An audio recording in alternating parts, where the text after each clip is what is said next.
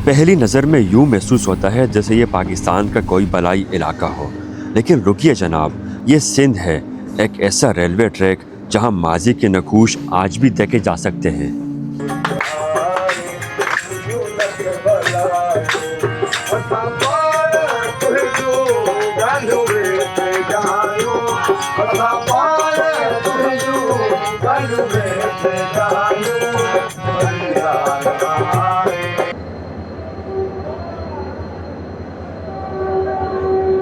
मेरा कम में Karachi cantt station दिखाई दे रहा है और आज हम यहाँ से सफ़र का आगाज़ करेंगे। सिंध के कदीम तरीन शहरों का रुख करेंगे जहाँ क़ब्ल मसीह की बुनियादें मिलती है। मेरी मुराद सेहवन और मोहिंजोदड़ो है। मोहिंजोदड़ो कराची से बाय रोड तकरीबन 450 किलोमीटर की दूरी पर वाक़ है, लेकिन इससे कबल हम सेवन में क़याम करेंगे और उसके बाद लाड़काना की तरफ बढ़ेंगे। सेवन तकरीबन 285 किलोमीटर दूर है और ये सफ़र हम यहाँ से ट्रेन में तय करेंगे। मोहिंजोदड़ो ट्रेन सफ़ारी, क्या नज़ारे देखने को मिलेंगे आपके साथ भी शेयर करेंगे। ये कराची कैंट का तारीख़ी रेलवे स्टेशन है जो 1898 में बना है, यानी कोई सवा सदी कदीम रेलवे स्टेशन। और ये सामने हमारी ट्रेन खड़ी है, मोहिंजोदड़ो ट्रेन सफ़ारी प्लेटफॉर्म नंबर 1 है, तो यहीं से हमारे सफ़र का आगाज़ होगा।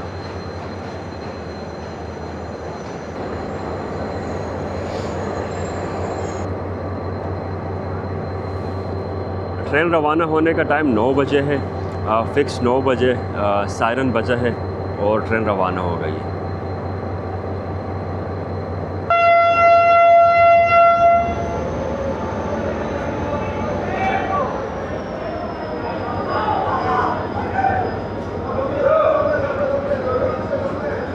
मैं वैसे बोगी नंबर 1 में हूँ तो यहीं चढ़ता हूँ और कंपार्टमेंट जी है।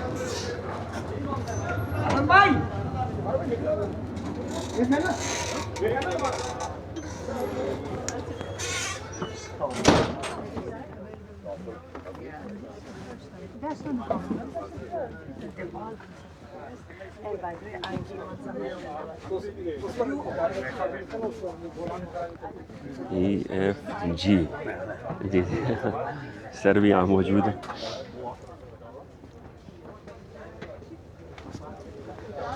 ये है कंपार्टमेंट जी। अस्सलाम वालेकुम। अरे क्या हाल है? खैरियत से हैं? अरे यार एक साथ ही बैठे ना, कोई बैठा हुआ नहीं है अभी तक नहीं बैठा है। हम कराची की हदूद से निकल चुके हैं और एक राउंड लगाते हैं ट्रेन का, देखते हैं आगे क्या कुछ नज़र आएगा। वैसे ये बोगी नंबर 1 है, इसके बाद है बोगी नंबर 2 और बोगी नंबर 2 के बराबर में है डाइनिंग हॉल। ये बोगी नंबर 2 है और यहाँ इन्होंने नाश्ता देना शुरू कर दिया है। नाश्ता देंगे।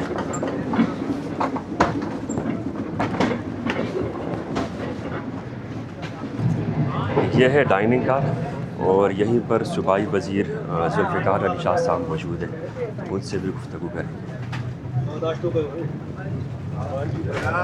अस्सलाम वालेकुम सर, कैसे? ज़ैब साहब खैरियत से? कैसे? शाह साहब खैरियत? जी जी जी। ये आज आप देख रहे हैं कि डेज़र्ट ट्रेन सफ़ारी के बाद हमने मोहिंजोदड़ो ट्रेन सफ़ारी आज लाड़कानो जारी है और लोगों को जो है मोहिंजोदड़ो वो एक हेरिटेज डिक्लेयर साइट है यूनेस्को की तरफ से भी, और जो टूरिस्ट हैं उनको देखने का बहुत ही तजस्सुस था उस प्लेस को। और हाल ही में आपने देखा है कि इतने सालों बाद एक वहाँ पे एक नई जो दीवार है वो भी दरियाफ्त हुई है। वहाँ आर्कियोलॉजिस्ट जो हैं वो काम कर रहे हैं, वो भी ये जो टूरिस्ट जा रहे हैं वो देखेंगे। रात तक बहुत प्रेशर था लोगों का कि हमें जाना है, उस वजह से हमने बोगियाँ भी बढ़ाई हैं और इंशाल्लाह ताला लगता ये है कि आगे 2 ट्रेनें ये चढ़ानी पड़ेंगी लाड़काना तक। ये नाश्ता दे रहे हैं और अख्तर भाई, मुनव्वर भाई भी, इन्होंने भी हमें ज्वाइन कर लिया, लेकिन ये पिछली बोगी में थे। और शौकत भाई यहाँ मौजूद है। आप नाश्ता कर चुके हैं? हम कर चुके हैं। चले अब हम कर लेते हैं। दे दे। कितने अफराद हैं यहाँ पर? ठीक है। चलिए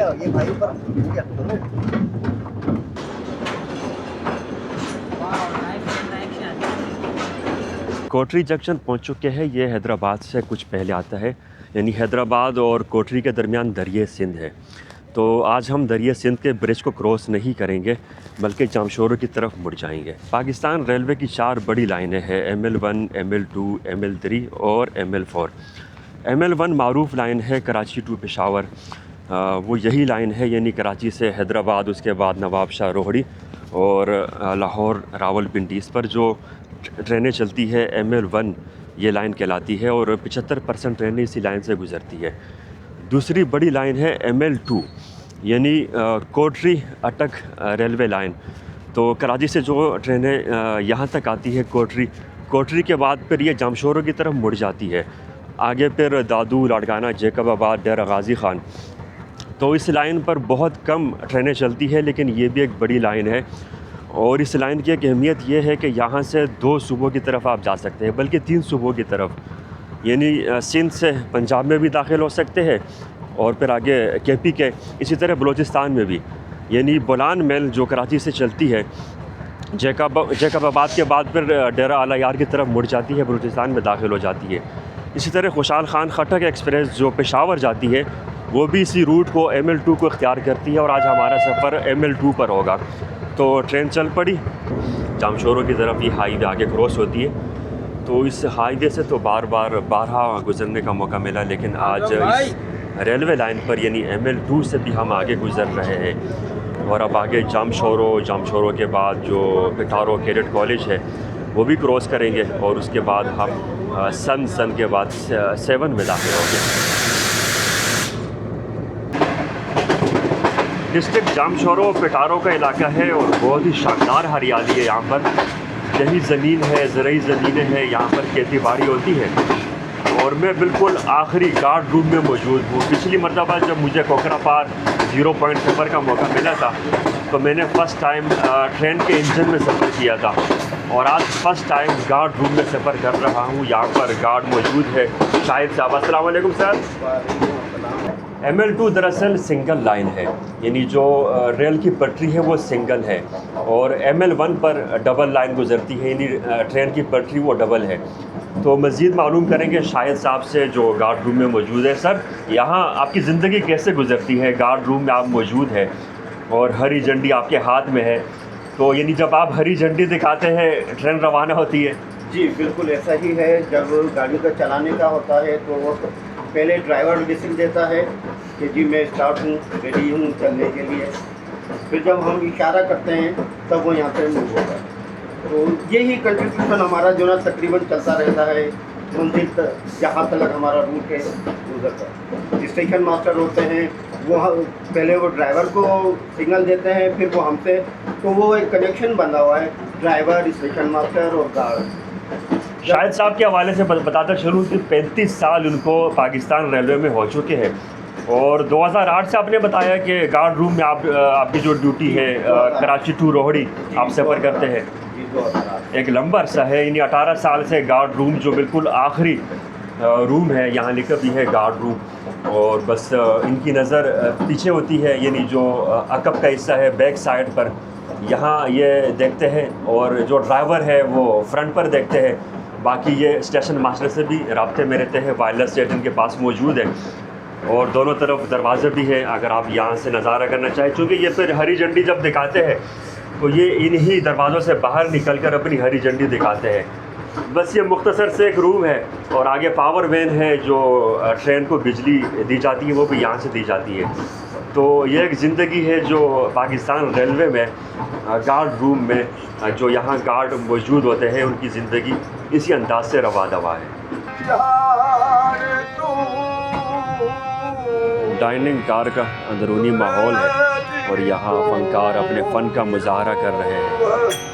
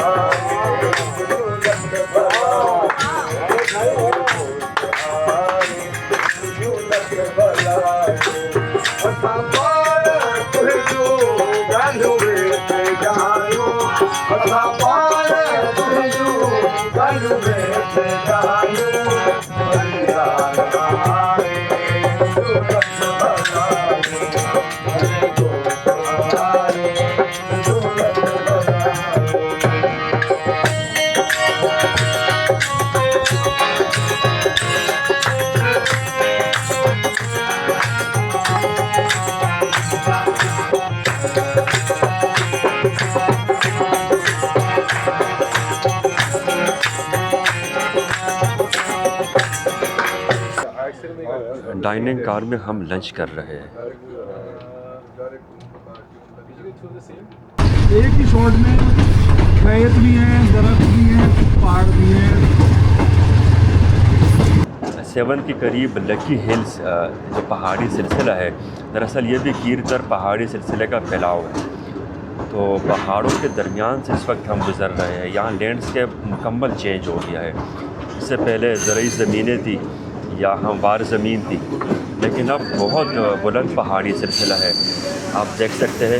और आगे जो दादू एरिया है, दादू के बाद गौरग हिल स्टेशन, वो भी इन्हीं पहाड़ी सिलसिलों में वाक़ है जो यहाँ से बहुत दूर है। अब दोनों तरफ पहाड़ आ गए, आगे इंजन पहाड़ों के दरमियान से गुज़र रहा है और यहाँ पर एक टर्न भी आ गया था। यहाँ बड़ा ही प्यारा मंज़र है, नीचे नेशनल हाईवे देखी जा सकती है और हम यहाँ बहुत ऊंचाई में ऊपर जा रहे हैं और सामने ताहत देने का पानी नज़र आ रहा है। यकीनन ये दरिया सिंध होगा। इस रेलवे लाइन को नीचे नेशनल हाईवे से गुज़रते हुए बहुत बार देखा है। आज इस पर सफ़र का मौका भी मिल रहा है। तो इसकी ऊंचाई आप देखें, हम पहाड़ के दामन में गुज़र रहे हैं, बल्कि पहाड़ के ऊपर समझ लें। दामन तो ये नीचे है जहाँ नेशनल हाईवे गुज़र रही है और फिर दूसरी तरफ दरिया सिंध, और यहाँ हमारी ट्रेन खड़ी है। मुख्तसर सी ट्रेन है, लेकिन ये ट्रेन देखें, यहाँ चूँकि टन है ये जो पहाड़ी सिलसिला है, तो ये ट्रेन मुकम्मल एक ही व्यू में नज़र आ रही है। यानी पीछे जो गार्ड रूम है और आगे फिर इंजन। अब ये देखें, ऐसे लग रहा है जैसे हम किसी सुरंग से गुज़र रहे हैं। दोनों तरफ पहाड़ है, लेकिन ये सुरंग नहीं है, बल्कि ये पहाड़ को यहाँ काटा गया है।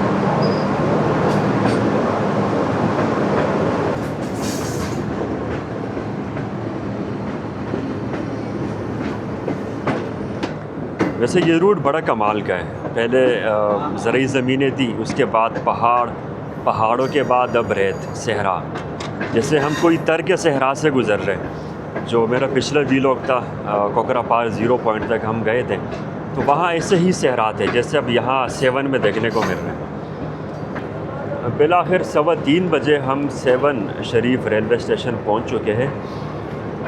ये प्लेटफॉर्म है और यहाँ लोग इस्तकबाल के लिए भी खड़े हैं।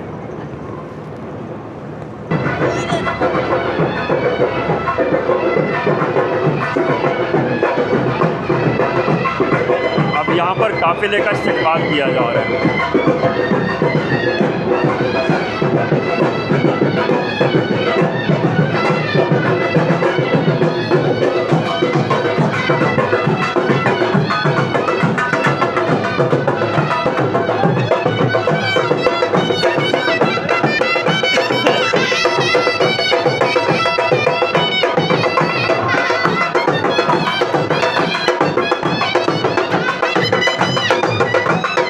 सेवन रेलवे स्टेशन से हम बाहर जा रहे हैं और अब प्रोग्राम ये है, यहाँ से गाड़ियों में बैठकर लाल शहबाज कलंदर मज़ार की जानिब जाएंगे।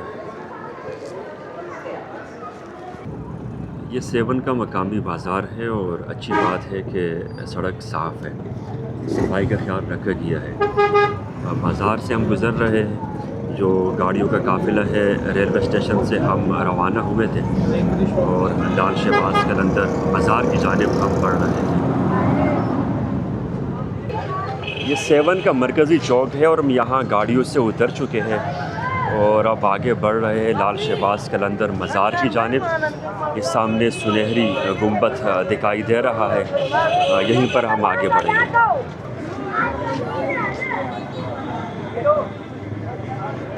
मज़ार के बहुत से दरवाज़े हैं, इस दरवाज़े को VIP दरवाज़े का नाम दिया गया है और अब हम यहाँ से दाखिल होंगे। ऐसे नहीं मेहमान तरिया था कितने कोई बिठाओ ना सब बियो नहीं दो या मेरे पास वैल्यू हम सब तमाम करिए।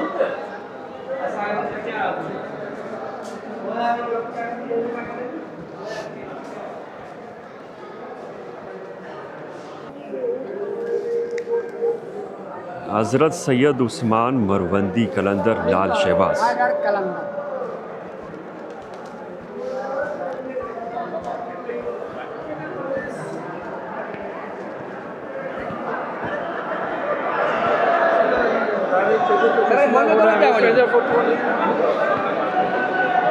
ये वो मरकज़ी गुंबद है।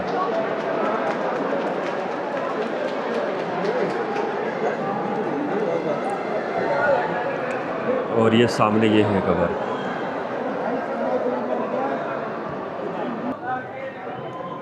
लाल शहबाज कलंदर मज़ार 800 साल कदीम है। 13वीं सदी ईस्वी में यह मज़ार बना था और यहाँ जो नाम लिखा है हज़रत सैयद उस्मान मरवंदी, तो बताया जाता है कि इनका ताल्लुक़ अज़रबैजान या फिर अफ़गानिस्तान से था। यानी उस्मान मरवंदी अलमारूफ़ कलंदर लाल शहबाज, तो जब यहाँ 7 आए थे सिंध में, तो उन्होंने फिर यहाँ क़याम किया। कुछ अर्सा क़याम के बाद जब उनका इंतकाल हुआ तो फिर यहाँ ये मज़ार तामीर कर लिया गया। 7 भी एक कदीम तरीन शहर है। वैसे अब तो ये डिस्ट्रिक्ट जामशोरों का हिस्सा है, यानी 7 ख़ुद एक तालका है, तहसील है जो डिस्ट्रिक्ट जामशोरों में शामिल है। और अगर तारीख़ की बात की जाए तो क़ब्ल मसीह में इसकी बुनियादें मिलती है।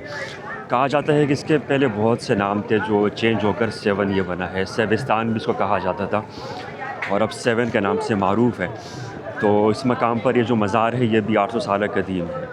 लेकिन क़ब्ल मसीह में भी दरअसल यहाँ एक किला है जो 7 फोर्ट के नाम से जाना जाता है, 7 का किला। और उसके हवाले से कहा जाता है कि अलेक्जेंडर द ग्रेट यानी सिकंदर आज़म जो यूनान से चले थे और उन्होंने पूरे एशिया में फतूहात की थी, तो कहा जाता है कि वो यहाँ भी आए थे। और ये जो किला है, ये किला उनके हवाले से भी इसका तज़किरा मिलता है, यानी उनका ज़माना 3री सदी क़ब्ल मसीह था। इसी तरह फिर मोहम्मद बिन कासिम जब 8वीं सदी ईस्वी में सिंध में दाखिल हुए थे, तो उनके हवाले से भी कहा जाता है कि 7 का किला उन्होंने यहाँ पर भी बमबारी की थी और ये किला उन्होंने फ़तह किया था। तो बहरहाल एक कदीम तरीन शहर है, सदियों से यहाँ ये तसलसल बरकरार है और आज ये शहर इस हालत में हमारे सामने है।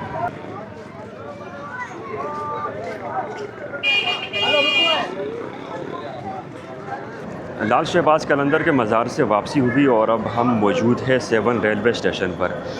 यहाँ से लाड़काना की जानिब रवाना होने वाले हैं और लाड़काना 7 से 170 किलोमीटर दूर है। तकरीबन 3.5 से 4 घंटे ये रास्ता बनेगा। तो मज़ीद क्या नज़ारे देखने को मिलेंगे आपके साथ शेयर करेंगे।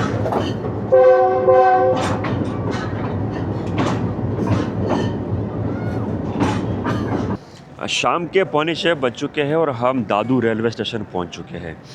एक साफ़ सुथरा प्लेटफॉर्म है और सामने सूरज भी बहुत तेज़ी के साथ गुरूब हो रहा है। सामने हमारी ट्रेन खड़ी है और अब आगे जो सफ़र है वो अंधेरे में होगा। तकरीबन 8 साढ़े 8 बजे हम लाड़काना पहुंच जाएंगे। दादू 7 के बाद है। 7 से हम जब निकले थे तो 5 बज रहे थे। 45 मिनट में हम दादू पहुंचे हैं और दादू के बाद जो सफ़र होगा वो अंधेरे में होगा, यानी बाहर जो नज़ारे हैं वो नज़र नहीं आएंगे। वरना यहाँ अतराफ़ में सरसों की फसल, इसी तरह गंदम की फसल बहुत ज़्यादा थी और बड़ी हरियाली थी। तो अब आगे मज़ीद क्या कुछ देखने को मिलेगा आपके साथ शेयर करते रहेंगे। ये दादू शहर की आबादी है, बाज़ार है और इस वक्त महसूस हो रहा है जैसे हम शहर के दरमियान से गुज़र रहे हैं। यानी रेलवे ट्रैक और जो सामने बाज़ार है या जो यहाँ की सड़क है उसमें कोई ज़्यादा फासला नहीं है। सूरज तकरीबन ग़ुरूब हो चुका है ड्राइवर से बात हुई, उन्होंने कहा कि इस रूट पर हम ज़्यादा स्पीड नहीं लगा सकते, तो मुश्किल 30 किलोमीटर की रफ्तार से हम चलेंगे और लाड़काना हम ताख़ीर से पहुँचेंगे। तकरीबन रात के 10 बज जाएंगे। रात के 9:45 बज रहे हैं और हम लाड़काना रेलवे स्टेशन पहुँच चुके हैं। लाड़काना शहर रात 10 बजे के मनाजिर है। रेलवे स्टेशन के बिल्कुल सामने यहाँ हमारी बसें खड़ी है। अब इन बसों में बैठकर हम होटल की तरफ रवाना होंगे।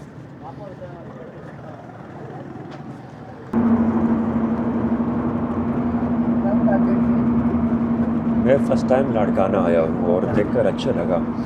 एक बड़ा शहर है, रोशनियाँ है हर तरफ। सिंध के बड़े शहरों में लाड़काना का शुमार होता है।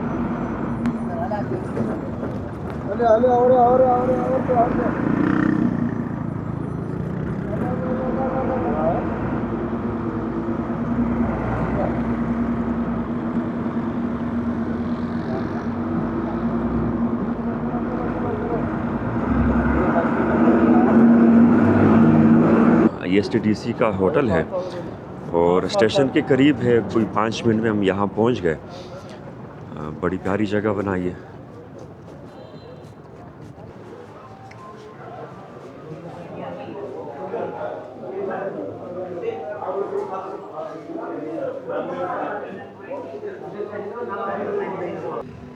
संबारा होटल के बराबर में ये हॉल डिज़ाइन किया गया है।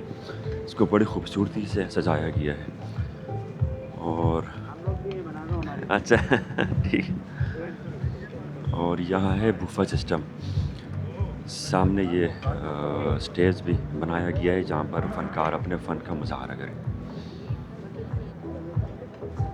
डिनर के बाद मकामी फ़नकारों ने अपने फ़न का मुजाहरा शुरू कर दिया।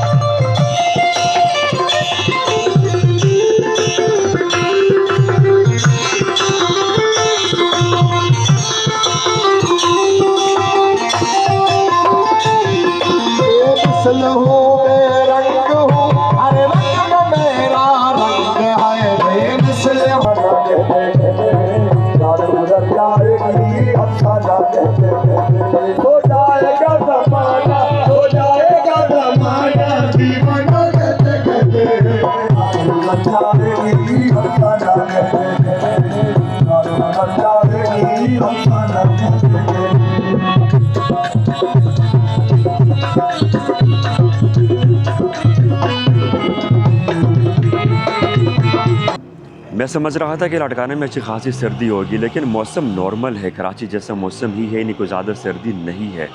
हालांकि इस वक्त रात के 12 बज रहे हैं और आज है 31 जनवरी, कल है 1 फरवरी, लेकिन मौसम बहुत ही नॉर्मल है। और आज हम संबारा होटल में रात क़याम करेंगे और सुबह फिर यहाँ से 25 किलोमीटर दूर है मोहिंजोदड़ो, वहाँ का सफ़र तय करेंगे। लोकेशन वाइज और इसी तरह जिस तरह इस होटल को बनाया गया है, बड़ा ही खूबसूरत है। सामने स्विमिंग पूल है। अब रात का अंधेरा है, सुबह इसको मैं देखूँगा।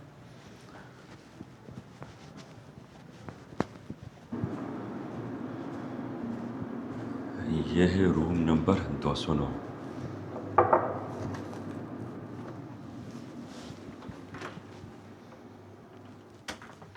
अस्सलाम वालेकुम। जी ख़त्म, बस अब आराम करेंगे। ये रूम के अंदरूनी मनाजिर है, यानी यहाँ डबल बेड है और मैट्रेस हमें एक दिया गया है। तो अब यहाँ रात गुजरेगी। कराची से लाड़काना तक 450 किलोमीटर हमारा ये सफ़र, और सफ़र के अख्तिताम पर एक खूबसूरत होटल में रात का क़याम। उम्मीद करता हूँ ये मनाजिर पसंद आए होंगे। सुबह मिलेंगे नई व्लॉग में नए नज़ारों के साथ। इस मकाम से ये जो आसार कदीमा है, मुकम्मल तौर पर आप एक फ़ज़ाई नज़ारा कर सकते हैं। नीचे एक नाली नज़र आ रही है जो सीवरेज लाइन है, और करीब में यहाँ पर कुएँ है, यानी ताज़ा पानी यहाँ डाला जाता था। और जो बात लेने के बाद जो पानी था सीवरेज के हवाले से, तो उसके ख़राज के लिए यहाँ बाकायदा नालियाँ तामीर की गई थी।